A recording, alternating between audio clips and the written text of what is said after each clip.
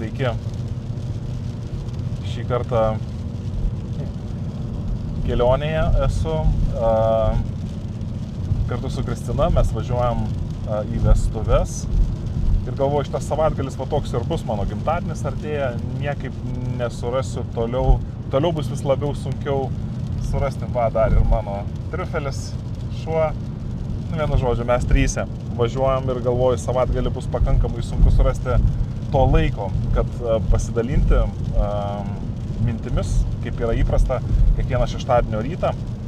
Tai galvoju, sėdėdamas dabar automobilyje, galėčiau tai padaryti. Važiuojam, lekiam, dar ir pradėjo lietus lyti, bet tikiuosi tai nesutrukdys garsui. Šiandien apie ką noriu pakalbėti. Vienas kolega pasidalino pasakojimu apie vieną moterį, pavadinkime ją tiesiog, nežinau, Evelina. Evelina, jinai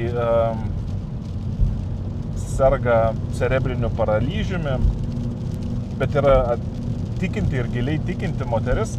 Ir vienas sykį jinai tiesiog buvo vienoj bažnyčiai, kurios pirmą kartą nuvyko į tą bažnyčią. Ir jai išeina, ruošiantis išeiti iš tos bažnyčios prie jos vyresnysis bendruomenės ir sako, ar galėčiau už jūs pasimelsti. Jinai sako, kodėl tai pagalvojat, kodėl norėtumėt už mane pasimelsti. Sako, matau, jūs esate kamuojama negalios, aš jaučiu paraginimą, kad Jėzus mane skatina ateiti, už jūs melstis, kad jisai išgydytų jūs iš šitos negalios. Ir jinai sako, ne, ačiū, ir išėjo iš bažnyčios. Ir mano kolega dalinosi apie tai, paskui Evelina su juo susitiko, kalbėjosi ir sako, nesijaučiu bažnyčioje priimta, nesijaučiu bažnyčioje visavertė, bet juk aš esu visavertė. Ir toksai tas pokalbis palinko prie to, kad žmogus turintis fizinę negalę, ir aišku, čia galima praplėsti tą pokalbį ne tik apie fizinę negalę, bet žmogus turintis negalę jaučiasi, mažiau žmogus, jeigu taip galima pasakyti, bažnyčioje. Ir bažnyčios, šiuo atveju tas vyresnysis, jautė kažkokią tai pareigą arba viduje jautė paraginimą ateiti, už ją pasimelsti, kad jinai būtų atstatyta, kad jinai vėl galėtų džiaugtis tą fizinę sveikatą. Ir jos tas atsakymas mane irgi nustebino. Sako, ne, ačiū. Aišku, aš dabar neisiu net nesistengsiu nagrinėti, ar čia vyresnysis gerai pasakė, eidamas prie moters, siūlydamas maldą, atsiverdamas iki tokio lygio, kad pasiūlyti jai pasimelsti. Ir aišku, nevertinsiu Evelinos atsakymo. Čia viskas gali būti daug dalykų susiję. Vyresnysis galėjo iš tikrųjų jausti šventosios dvasios paraginimą ateiti pasimelsti, o galbūt tai buvo jo kažkokia tai dvasinė arogancija arba toksai, sumenkinimas kito žmogaus ir parodymas, kad jis ateina kaip kažkoks vyresnysis brolis melstis už ją, jai padėti.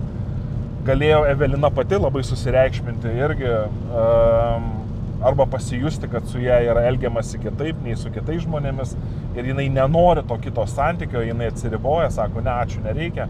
O galbūt iš tikrųjų ją šventoji dvasia paragino, pastovėti už savo teisės savotiškai ir sakyti, man ačiū, bet nereikia, man yra gerai taip, kaip yra. Ir mums gali būti, tie, kurie nesergame, neturime fizinios kažkokios tai negalios, mums gali būti sunku suprasti, kaip žmogus gali jaustis gerai, kai, tarkim, susiduria su kažkokiais tai fizinio kūno ribotumais. Bet tas pokalbis mano kolegos ir pasakojimas apie tą moterį, apie Eveliną, paskatino mane pagalvoti, pamastyti šią temą. Aš prisimenu ir vienoje bažnyčioje turėjau moterį, kuri buvo patekusi į avariją ir jinai sėdėjo vežimėlyje ir prisimenu, mes ir meldėmės už ją, kad darėme patepimą, kaip Biblijoje parašyta, vyresnieji ateina, meldžiasi už ligonius. Ir jinai pati ne kartą kalbėjo, sako, ką aš turėčiau padaryti, kad būčiau išgydyta.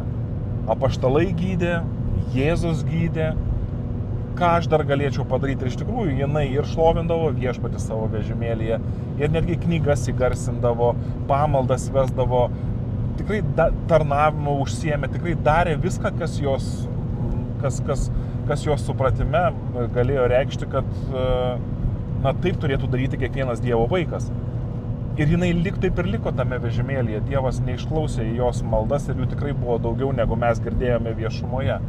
Tai šitas klausimas lygos ir sveikatos, ypatingai bažnyčioje, yra aštrus. Ir iš tikrųjų mes galima pasižiūrėti į tai iš keletos pusių. Pirmiausia, gyvenam nuodėmingame pasaulyje. Pasaulis yra paliestas nuodėmės, taigi tie sužaloti kūnai, sužalotos sielos, apsigimimai ir nelaimės, tai yra dalis šitos kasdienybės. Iš kitos pusės mes žinome taip pat, kad Biblijoje yra begalės liudijimų ir paties Jėzaus gyvenimas, apaštalų gyvenimai liudija tai, kad Dievas gydė. Reikia ateiti pas jį su malda ir Dievas išgydo, padeda žmonėms. Nereikia galvoti, kad jeigu jau kažkas tai su manim atsitiko, tai jau viskas visam likusiam gyvenimui. Dievas yra vis tik tais ir gydytojas, ir Biblija nekartą apie tai liudija. Galbūt tame spektre, kraštutinėje, pačiame krašte jau yra toksai radikalus netgi teiginys, kad jeigu tu būsi tikintis, Dievas išvaduos tave iš visų ligų. Senajame testamente Dievas davė žydams tokį pažadą, sako, jeigu jūs būsite ištikimi man, aš neužleisiu visų tų lygų arba tos lygos visos, kurios kamavo egiptiečius, jūsų nekamuos. Ir tas toksai galbūt radikalus, drąsus tas pareiškimas, kad jeigu žmogus tikintis, nuo jo, jeigu jisai melsis ir tikės, nuo jo pasitrauks visos lygos, o jeigu lygos nepasitraukia, tai kažkas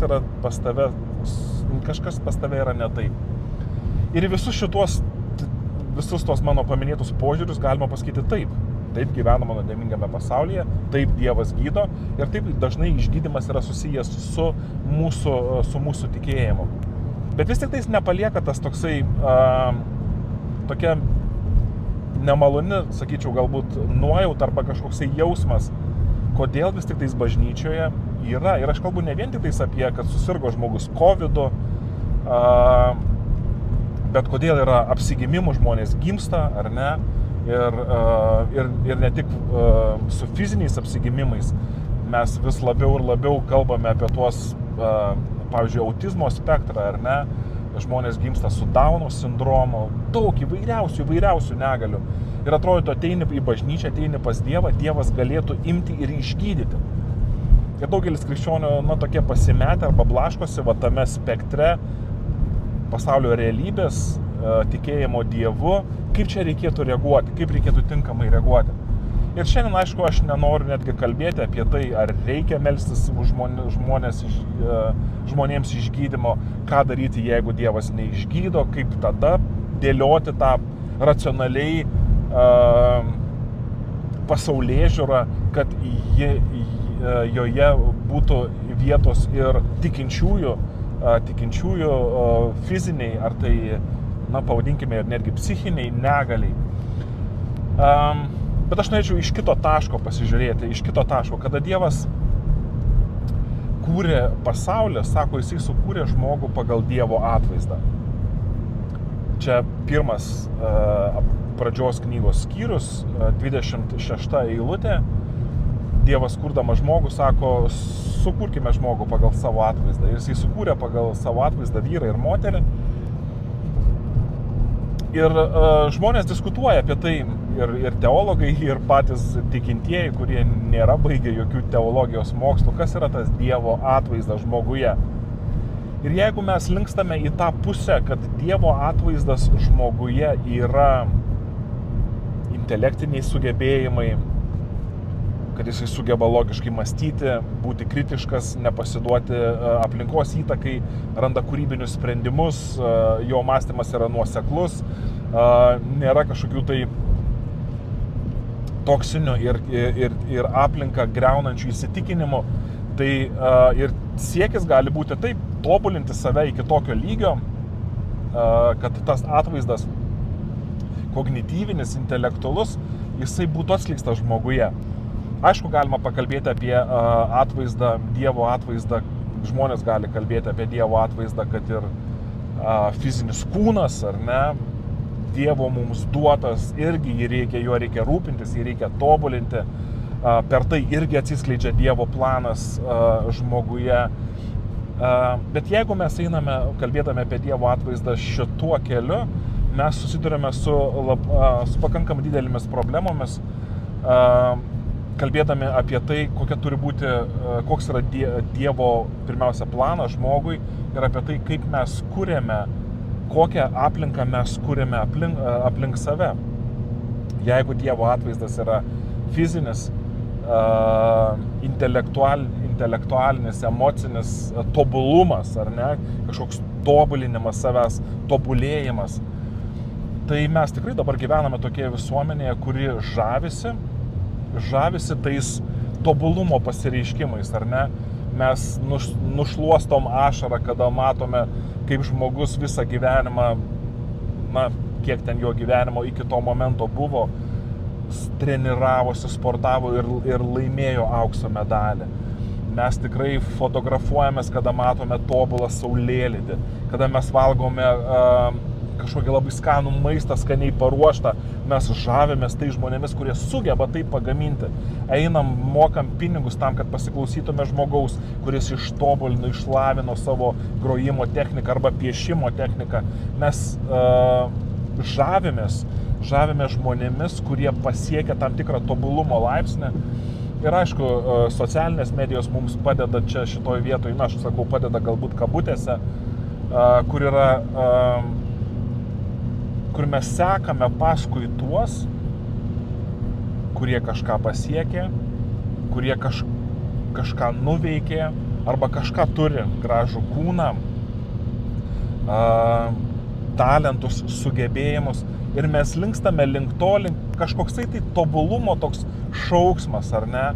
Ir mes gyvenam tokioje visuomenėje ir netgi einame į tas bažnyčias, kuriuose muzika yra gražesnė, žmonės ant scenos talentingesni, pamokslai geresni, tiesiai į širdį.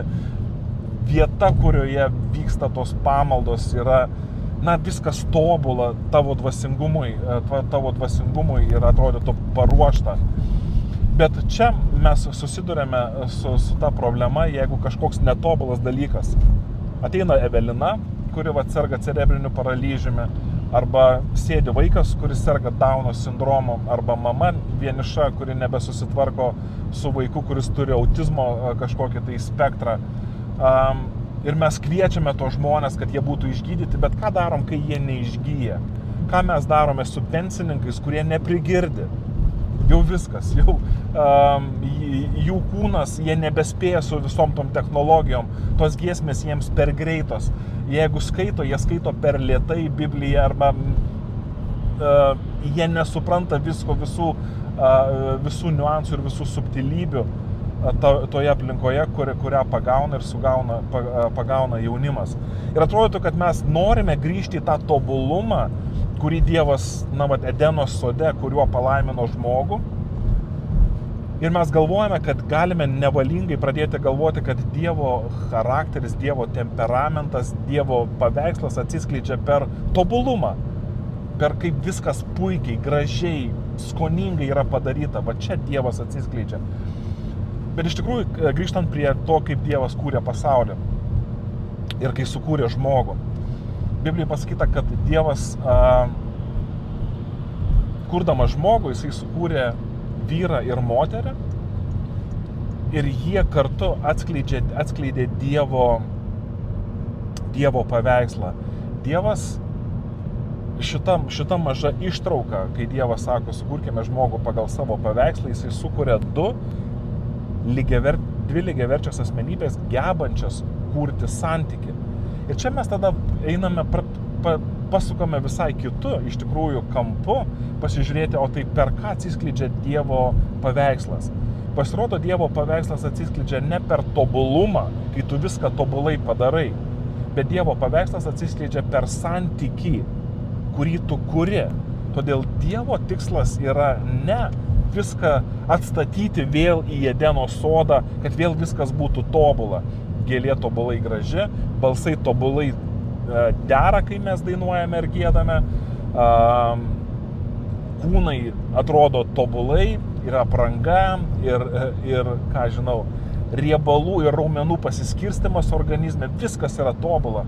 Jeigu mes einame tuo keliu, mes faktiškai tolstame nuo Dievo pirminio plano. Dievo pirminis planas yra santykiai.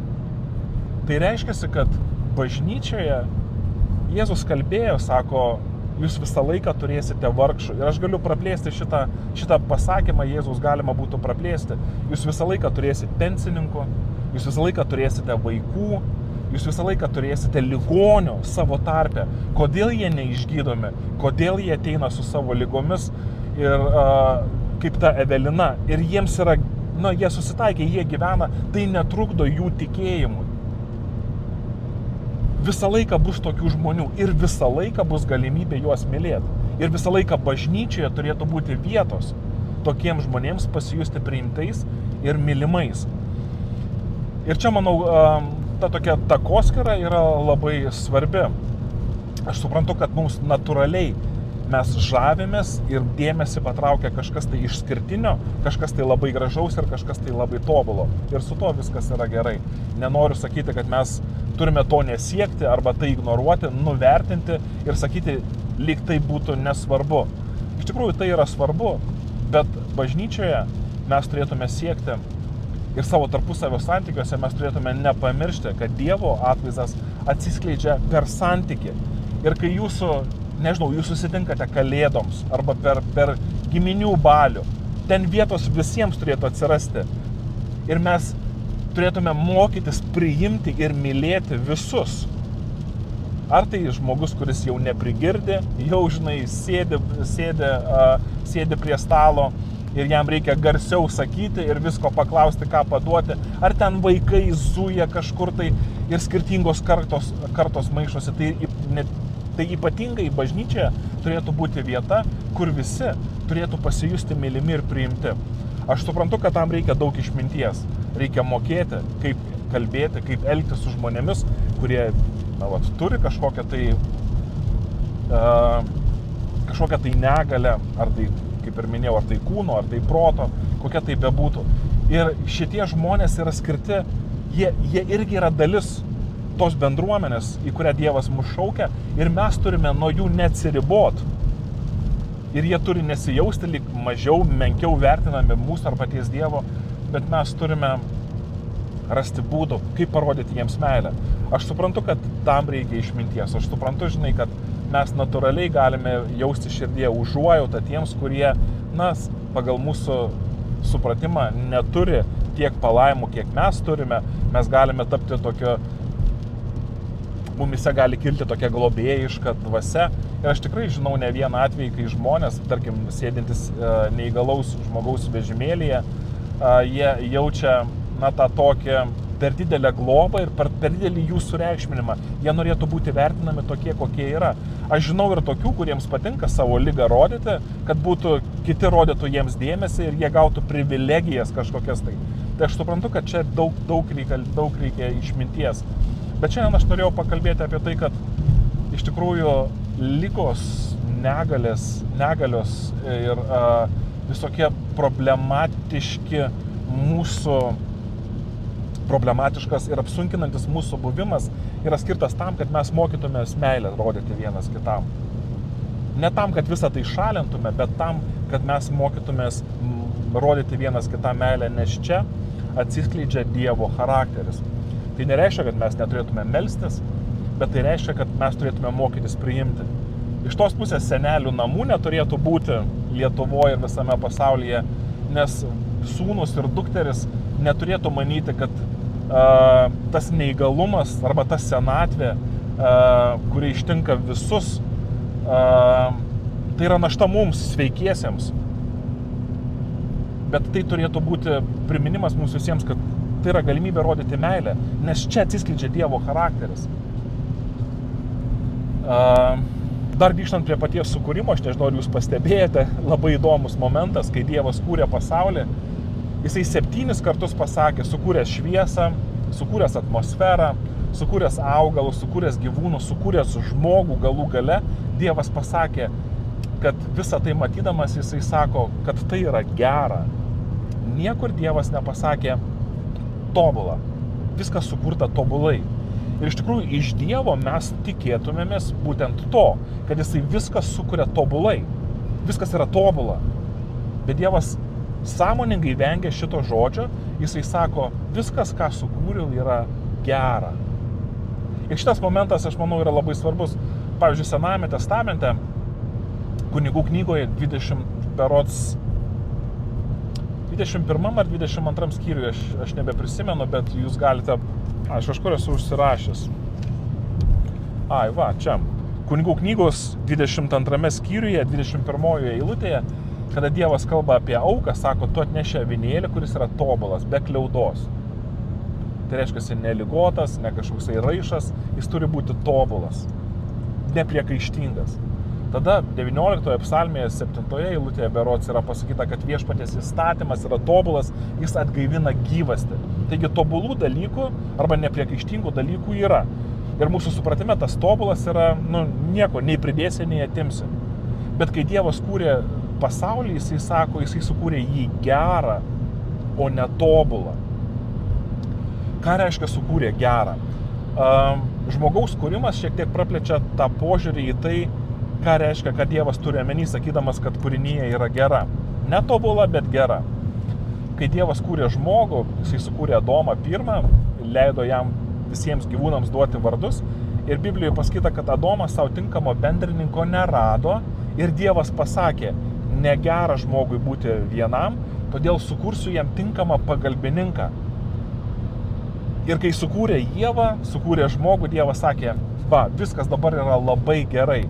Taigi gera yra tai, kas padeda, kas kuria gyvenimui tinkamas sąlygas. Ir čia labai svarbus momentas, Senajame testamente žodis gera yra paminėtas kone 300 kartų ir to žodžio labai didelis spektras, ką jisai reiškia. Tai ir gražu, ir laimingas, ir malonu. Vienu žodžiu, tik netobula. Viskas, kas yra reikalinga gyvenimui. Tai galima būtų pasakyti, kad Dievas kurdamas pasaulius, visą mūsų pasaulį pradžios knygoje, jisai kūrė viską, kas yra reikalinga gyvenimui. Ir sako, tai buvo gera, tai buvo labai gerai. Kai Dievas sukūrė šviesą, šviesa yra reikalinga gyvenimui. Jis atskyrė šviesą nuo tamsos, šviesą pavadino diena, tamsą pavadino naktimi ir sako, tai yra gera. Pirma diena buvo gera, bet ar galėjo žmogus iš karto gyventi tokioje aplinkoje? Ne, dar iki žmogaus reikėjo 5 dienų, dar reikėjo laukti nemažai laiko, kol aplinka bus tinkama žmogui gyventi. Bet kiekviename etape, kai Dievo kūrybos buvo gera, viskas buvo gerai. Ir įdomu, 18 psalmėje, patarlio 18 skyriuje, leiskite pasižiūrėti, turbūt nerasiu čia. Patarlių knygos 18 skyrius, man atrodo, 22 eilutė.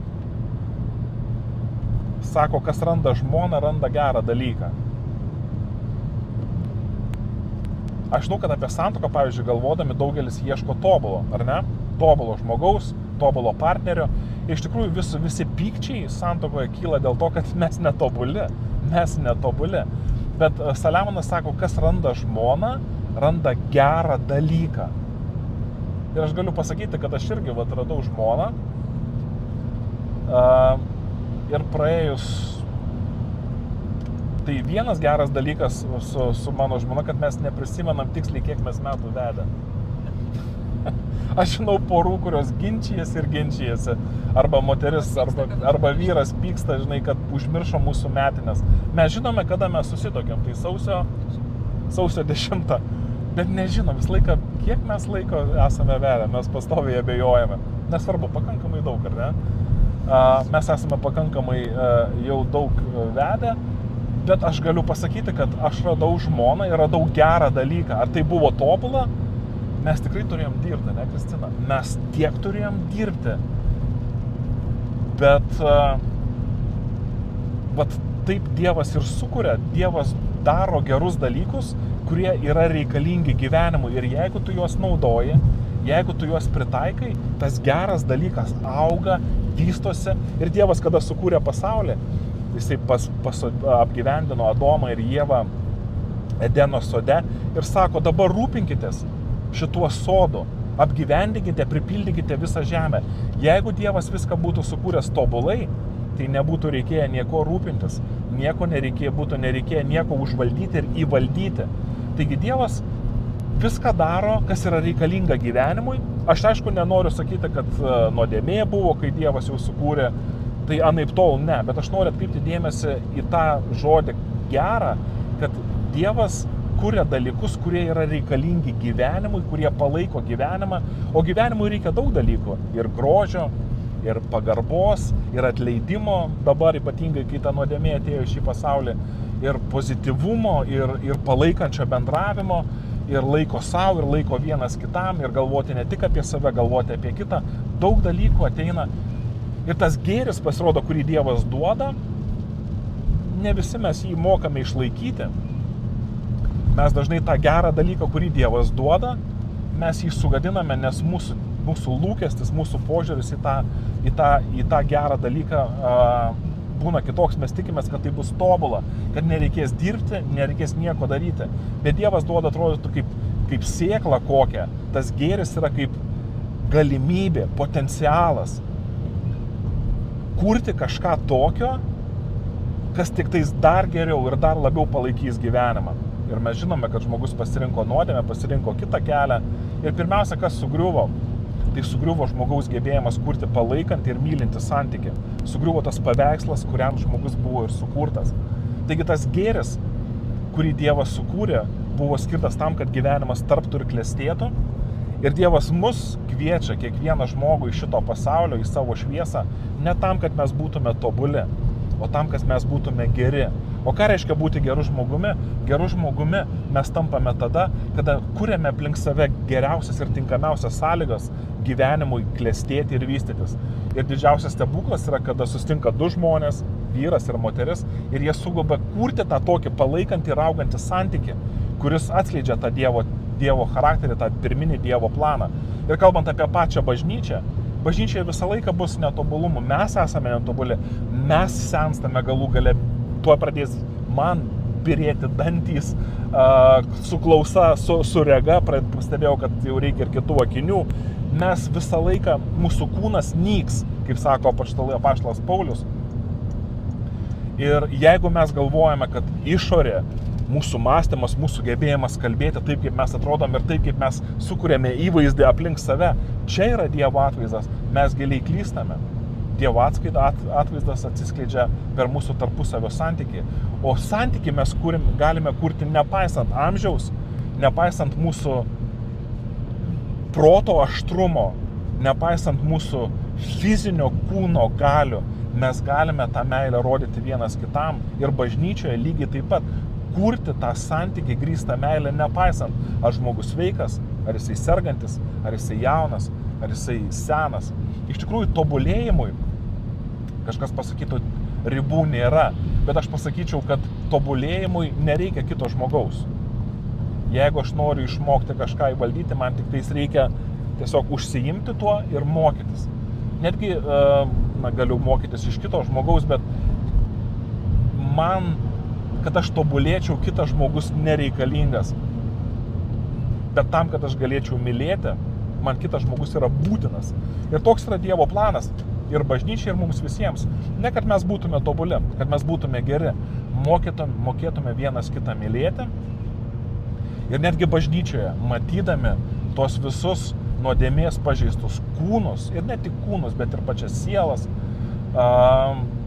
gyvenimo, vieniems nusisklosto tas gyvenimas geriau, kitiems prasčiau, bet gyvenimo sužeistas širdis, Dievas kviečia ne tam, kad mes juos visus išgydytume, kad nereikėtų mums matyti tos negalios ir su jie kažkaip tai tvarkytis, bandant ją kažkaip tai ištrinti iš šito pasaulio, net jos pėdsakus, Dievas užuot mes pasidavę šitai misijai, Dievas mus kviečia mylėti.